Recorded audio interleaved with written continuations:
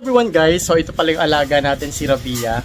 Tapos, ito pala yung ginagamit kong pang trim sa kanyang mata. I-share ko sa inyo. So, nabili ko lang to sa Shopee ng 327 pesos. So, ito guys yung ginagamit ko. Ayan, so i-share ko sa inyo. Ang maganda nito kasi, sa ganito, meron na siyang gunting. Ayan. Ito lang naman yung basic na ginagamit ko pang trim sa mata. Kasi sa mata pa lang naman ako marunong, pero pagdating sa katawan, sa paa, hindi pa ganun ako ka-perfecto. So ito meron tayong curve. Ayan. Meron din tayong zigzag. Tapos meron din tayong straight. Hindi na ako kumuha ng gunting ay ng suklay kasi may suklay pa ako dyan. At ito yung kanyang lalagyan. Ayan.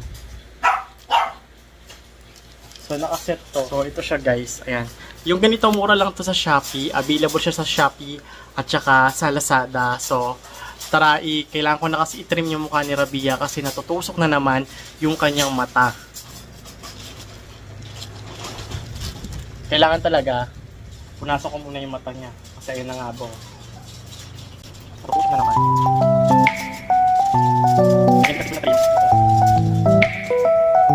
Sa pag-trim, ang ginagamit ko yung pa-curve na gunting. Ito yung ginagamit kong gunting kapag mag-trim ako ng ano. Ito yung ginagamit ko na gunting. Nakita nyo po curve. So ito talaga yung ginagamit ko dito. Ayan.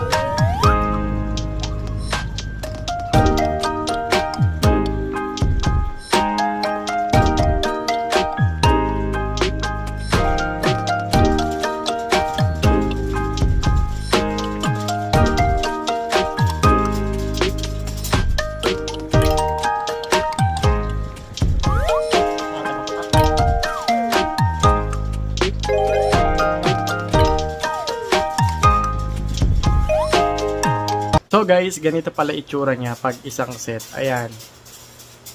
So, gunting na 3. Tapos nilagay ko na lang dito yung suklay. So, ito lang naman yung ginagamit ko pang groom. So, basically, ang ginagamitan ko lang talaga yung face nila. Kapag natutusok, minsan yung paa, ayan, yan lang naman yung kaya kong i-trim-trim. Pagdating kasi sa katawan, promise, hindi ako magaling mag-trim sa katawan. Nagbabako-bako, ang pangit tignan. Kasi hindi pa ganun talaga kagaling ako.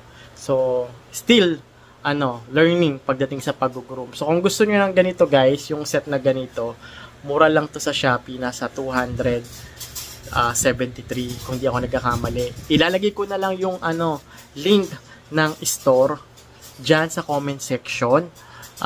I-click nyo na lang para automatic doon kayo mapupunta sa store na binilihan ko na mura. So marami kasing klaseng ganito na medyo pricey. Dati talaga nasa 500 pesos to. Pero ngayon hindi ko alam kung bakit nag-drop siya ng price. So mura-mura na lang. Actually yung 2 years ko naka-3 ganito na ako na nabili. Kasi minsan naglulus yung tornilyo talaga. Minsan din naman naluluma. Ito yung luma ko, pero nagagamit ko pa naman siya. Ayan, may times din talaga kasi na kinakalawang. Syempre, kailangan na natin palitan kapag kinalawang na. Hindi rin naman natin siya nalilinis. Yan. Ayan. Pero ito na, adjust naman to. Kapag lumuwang, higpitan nyo lang.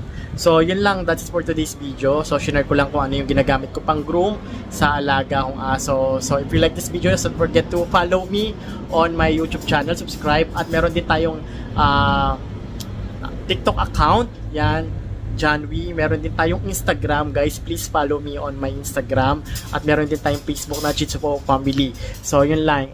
So, i-add to cart nyo na to, guys. So, bye-bye.